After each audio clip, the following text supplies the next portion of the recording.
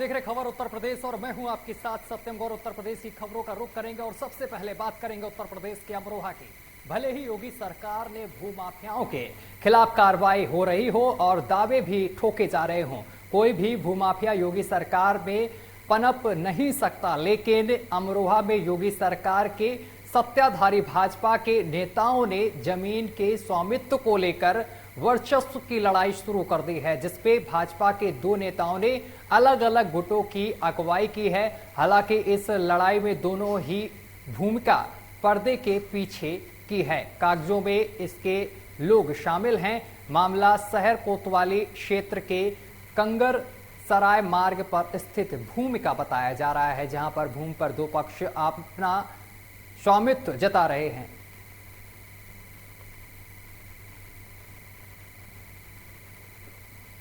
तो यहां पर दो पक्ष अपना स्वामित्व जता रहे हैं, जमीन को लेकर विवाद बताया जा रहा है, लेकिन योगी सरकार के दावों की यहां पर कहीं ना कहीं पोल खुलती हुई नजर आ रही है।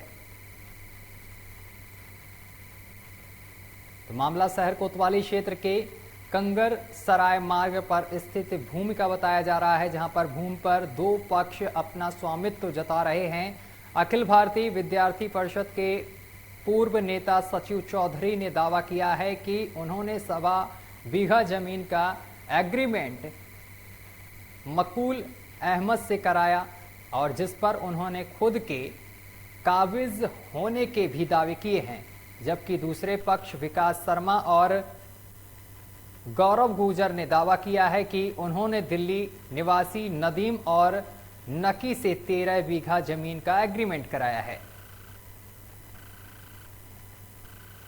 और अगली खबर का रुख करेंगे फिरोजाबाद से। बड़ी खबर सामने निकल कर आ रही। फिरोजाबाद में सट्टा माफिया के हौसले बुलंद नजर आ रहे हैं। खुलेआम चल रहा है सट्टे का काला कारोबार। वीडियो वायरल हुआ है, लगाई जाती है हार जीत की बाजी। बड़ी खबर आपको बता रहे हैं, सट्टा माफियाओं का कारोबार फल फूल रहा है।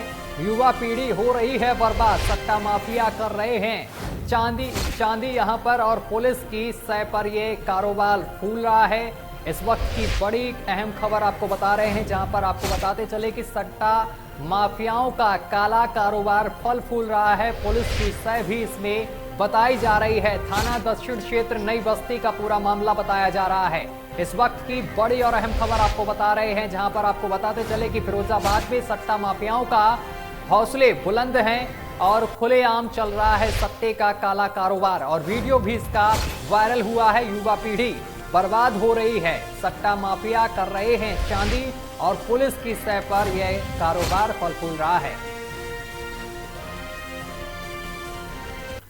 और गाजियाबाद से अगली खबर सामने निकल कर आ रही। गाजियाबाद में आज वाटर हार्वेस्टिंग को लेकर एक सेमिनार का आयोजन किया गया है और इसके तहत वाटर हार्वेस्टिंग के लिए लोगों को जागरूक करने के साथ साथ वाटर हार्वेस्टिंग करने के लिए तरीके भी बताए गए हैं। गाजियाबाद के कई RWA इस आयोजन में शामिल भी हुए हैं। इस आयोजन का मेन उद्देश्य यह था कि 70% जो जल है वह प्रदूषित है, इसको किसी तरीके से शुद्ध करना है। इधर लेंगे आइए ना सर।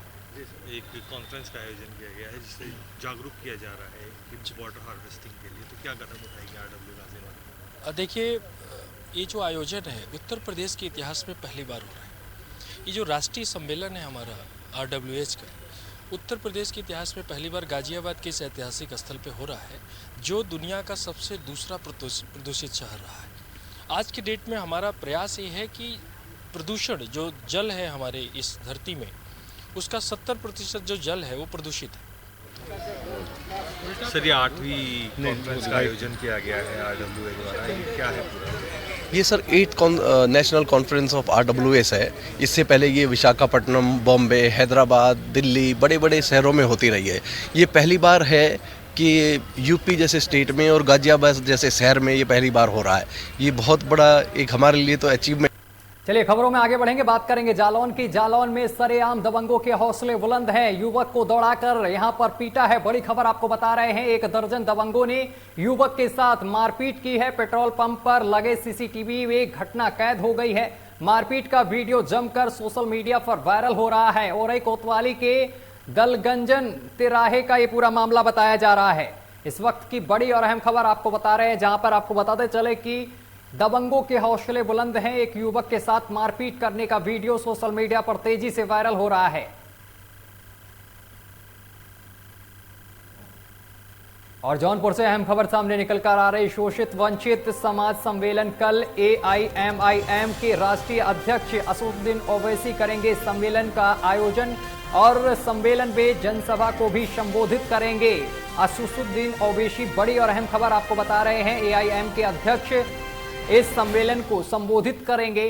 कार्यकर्ता तैयारियों में जुट गए हैं। दोपहर 12 बजे जौनपुर पहुंचेंगे ओवैसी और ओवैसी का ये अहम कार्यक्रम माना जा रहा है। चुनाव से पहले वो यहां पर कार्यक्रम कर रहे हैं और इस दौरान जनता को भी संबोधित करेंगे।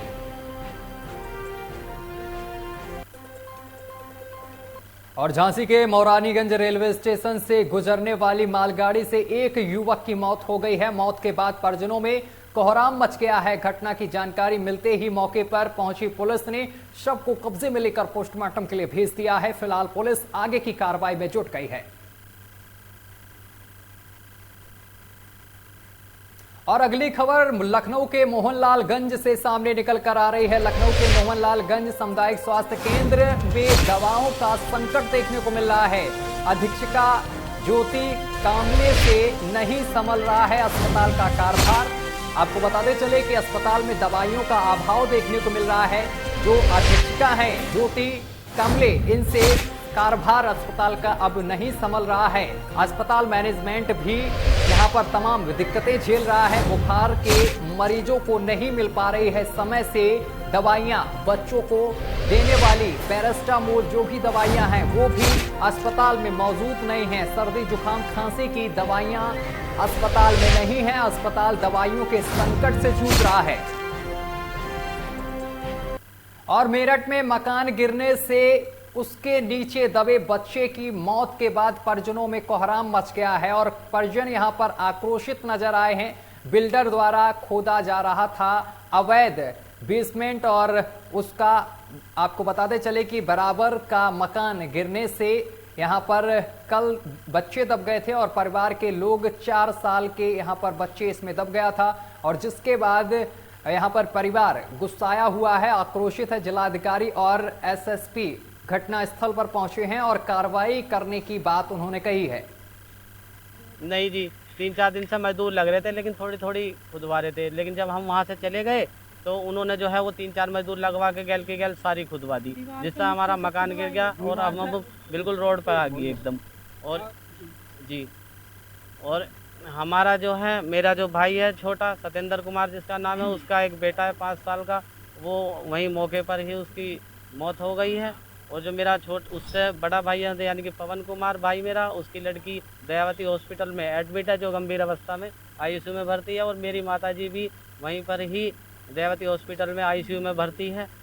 और हम बस ये चाह रहे हैं, अब यहाँ हम इसलिए इकट्ठा हुए हैं क्योंकि देखो जैसा प्रशासन ने हमारे साथ रात किया या जैसा शासन ने किया वो बहुत ही निंदनीय काम है, बहुत ही शर्मनाक है। वो क्या किया बताओ। हम पूरी रात 21 सदस्यों का परिवार है हमारा, पूरी रात हम जो है सड़क पर पड़े रहे और ये सोचते रहे कि शासन हमारे लिए कुछ करेगा, लेकिन ना तो शासन ने हमारी कुछ हलचल करा ना कुछ करा। हमने अपने मरीज तक भी एम्बुलेंस से पहुँचाने के लिए कुशामद करी, लेकिन कोई एम्बुलेंस तक भी नहीं आई। हमने अपनी मोटरसाइकिलों से दयावती हॉस्पिटल में, जब मेडिकल में भर्ती नहीं करे तो दयावती हॉस्पिटल में हमने अपने खर्चे से एडमिट कर रखे। और मुरादाबाद से एक अहम खबर सामने निकल कर आ रही है। बारात लेकर आया दूल्हा फर्जी निकला है। अपने आप से बता रहा था आर्मी के बड़े पद में तैनात और शादी में मांगी जा रही थी दूल्हे की तरफ से 12 लाख की गाड़ी सहित मोटा दहेज। बारात लेकर आया दूल्हा घर, जिसके बाद उसकी पहचान की है लड़की के घर वालों ने और घर वालों ने दूल्हे को बंधक भी बना लिया है। सूचना पर पहुंची पुलिस ने दूल्हे को भी अब गिरफ्तार कर लिया है। कुंदरकी थाना क्षेत्र के मोहल्ला बाजार की पूरा घटना बताई जा रही है।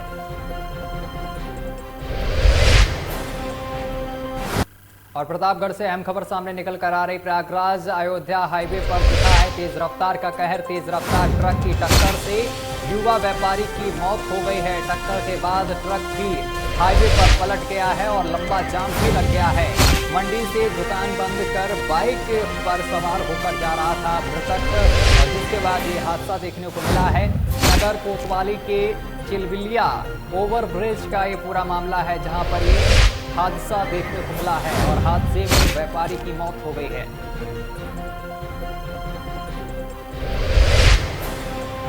और अगली खबर श्रावस्ती से सामने निकल कर आ रही है। श्रावस्ती के थाना एकौना क्षेत्र के चिड़ी के पास पति के साथ घर जा रही महिला सड़क हादसे का शिकार होकर घायल हो गई थी, जिसे इलाज के लिए अस्पताल में भर्ती कराया गया है, जहां इलाज के दौरान महिला की मौत हो गई है। जानकारी के मुताबिक थाना मलिहपुर क्षेत्र के गुड़दौरिया निवासी चरण सिंह सीता द्वार का मेला अपने पति के साथ देखने गई थी और वापस आते समय यह हादसा हुआ है। मेला खत्म होने के बाद अपने घर पति के साथ लौट रही थी, इसी दौरान हादसा हो गया, जिसके बाद गंभीर हालत में महिला को इलाज के लिए अस्पताल में भर्ती कराया गया और इलाज के दौरान ही महिला ने अपना दम तोड़ दिया है। फिलहाल सूचना पर पहुंची पुलिस ने शव को कब्जे में लेकर पोस्टमार्टम के लिए भेज दिया है।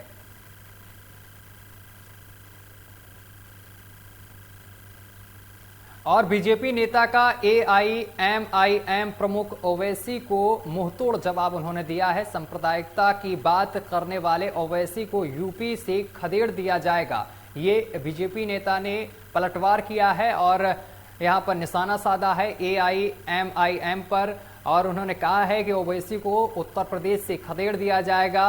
अनाप शनाप बयानबाजी करने वाले ओवैसी की जुबान काटने की दी है चेतावनी। पीएम नरेंद्र मोदी और योगी आदित्यनाथ के नेतृत्व में देश और प्रदेश चल रहा है, खुशहाली की ओर है, इस तरीके का बयान दिया है। यूपी में हिंदू मुस्लिम की राजनीति करने वालों को योगी सरकार सिखा रही है सबक। यूपी में हिंदू मुस्लिम करने वालों की नहीं चलेगी, ये साफ तौर पर बीजेपी नेता की तरफ से कहा गया है और 2022 के चुनाव में सीएम योगी दोबारा बनेंगे। हाल ही में भी एआईएमआईएम प्रमुख असदुद्दीन ओवैसी ने एक बयान दिया था जिसमें उन्होंने सीएनआरसी को वापस नहीं लेने पर शाहीन बाग बनाने की बात कही थी यूपी को। क्या कुछ कहना चाहेंगे इसके लिए? मैं बता दूं, ये ओवैसी साहब अपनी जवान पर लगाम दें। हमारी प्रदेश की सरकार और देश की सरकार शांति प्रिय से चल रही है। इनके ऐसे बयानबाजी से ना तो इनको प्रदेश में घुसकर दिया जाएगा और ज़्यादा अगर बयानबाजी सांप्रदायिकता की बात करेंगे तो इनकी जवान काट दी जाएगी। हाल ही में और सोनभद्र में स्वास्थ्य विभाग की लापरवाही सामने आई है। आपको बताते चले कि यहाँ पर लापरवाही सामने निकल कर आई है। निरंतर लापरवाह यहाँ पर विभाग देखने को मिल रहा है और लापरवाही के चलते मौतों के खिलाफ कांग्रेस के प्रदर्शन किया गया है। बड़ौली चौराहे पर मुख्य चिकित्सा अधिकारी के खिलाफ प्रदर्शन किया गया है। मलेरिया निरीक्षक और सीएमओ को हटाने की मांग की है और जिसको लेकर कांग्रेस कार्यकर्ताओं ने प्रदर्शन किया है। मृतकों के परिजनों को आर्थिक मदद देने की मांग भी कांग्रेसियों ने की है। आपको बताते चले कि मकरा गांव में अब तक 15 लोगों की मौत हो चुकी है। 50 से ज्यादा लोग बीमार बताए जा रहे हैं। जिला अधिकारी टीके सीबू जांच के दिए हैं आदेश। वहीं आपको बताते चले कि रावर्ट्सगंज के बड़ौली चौराहे पर कांग्रेसियों ने यह प्रदर्शन किया है। निश्चित रूप से ये जो मुख्य चिकित्सा अधिकारी हैं कभी कार्यालय में नहीं बैठते हैं। यहाँ के लोगों की जन समस्याओं को सुनने का उनके पास समय नहीं है और मकरा गांव में 15 लोगों की मौत ये दर्शाता है कि निश्चित रूप से स्वास्थ्य महकमा पूरी तरीके से फेल है। स्वास्थ्य विभाग के द्वारा कभी ना वहाँ छिड़काव होता है, ना उनके दुख दर्द में स्वास्थ्य महकमा के लोग वहाँ जाते हैं। तो निश्चित रूप से ये पूरी विफलता अगर देखी जाए तो कहीं ना कहीं ये स्वास्थ्य महकमा पूरी चलिए खबरों में आगे बढ़ेंगे, बात करेंगे उन्नाव की। उन्नाव में बिना काम कराए व बिना मैनेजमेंट के फिर निकाले गए हैं लाखों रुपए। ताजा मामला ग्राम पंचायत नोहई बुजुर्ग से सामने निकल कर आया है, जहां पर खड़ंजा मरम्मत के नाम पर 1 माह पूर्व निकाले गए थे 1.5 लाख रुपए और पैसे निकालने के 1 माह से ज़्यादा का समय बीत गया है और अभी तक किसी भी तरीके का कामकाज देखने को नहीं मिल रहा है।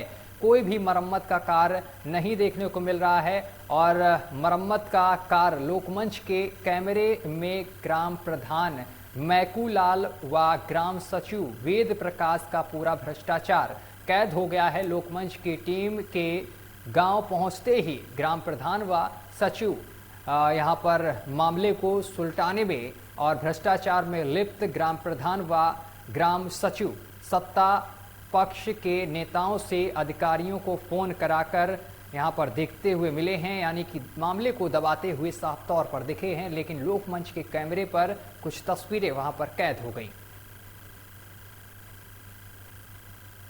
भैया आपका नाम क्या, कहाँ रहने वाले? विजय सिंह।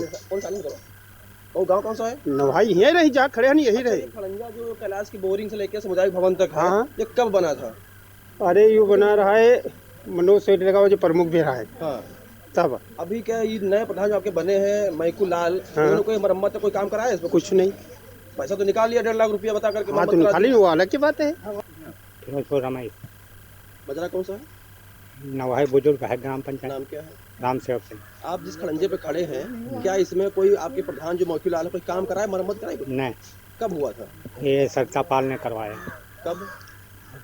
अरे 19-20 में करवाया, वहाँ कैलाश का हुआ अलग, कैलाश बोरिंग अलग। आप लोगों को पता है इसका मरम्मत के नाम पर करीब 1.5 लाख रुपए निकाल लिया प्रधान ने? हमको नहीं मालूम। भैया आपका नाम क्या, कहाँ के रहने वाले हैं? हम फिरोजपुर के रहने वाले हैं। फिरोजपुर के रहने वाले हैं। हमारा अर्जुन सिंह नाम है। आप जिस खड़ंजे पर खड़े हैं, क्या 2 महीने में, 4 महीने में, 6 महीने पीछे टाइम कोई इसमें मरम्मत कोई काम हुआ इस पर? कोई नहीं हुआ। प्रधान कौन है? मैकू लाल सिंह। इस पे दिखाया गया है कि मरम्मत कराया गया है, इसका पैसा भी निकल गया करीब 1.5 लाख रुपया। तो कोई काम हुआ है? नहीं हुआ है। कब हुआ था इस पर काम? इस पे जो है 6 महीने के पहले पाल जी ने कराया है, पिछली प्रधानी में। इस प्रधानी में कोई इसमें मरम्मत नहीं हुई। और अगली खबर गोरखपुर से सामने निकल कर आ रही। निषाद पार्टी के राष्ट्रीय अध्यक्ष संजय निषाद का चौरी चौरा में भव्य स्वागत किया गया है। ईश्वर चंद जायसवाल द्वारा मीडिया से बात करते हुए डॉक्टर संजय निषाद ने कहा है कि यह क्रांतिकारी धरती है। यह यहाँ से हमारे निषादों भाइयों ने अंग्रेजों को मारकर भगाया है और हमको 70 साल से सत्ता यहाँ पर सताया जा रहा था, लेकिन अब हम आज़ाद हुए हैं और इस बार हमारी पार्टी और भारतीय जनता पार्टी गठबंधन के साथ चुनाव लड़ेगी। हमने कमर कस ली है आगामी चुनाव को देखते हुए। आगे बताते हुए उन्होंने कहा है कि इस बड़ी 326 विधानसभा की जो सीटें हैं उस पर मेरा कैंडिडेट चुनाव लड़ेगा।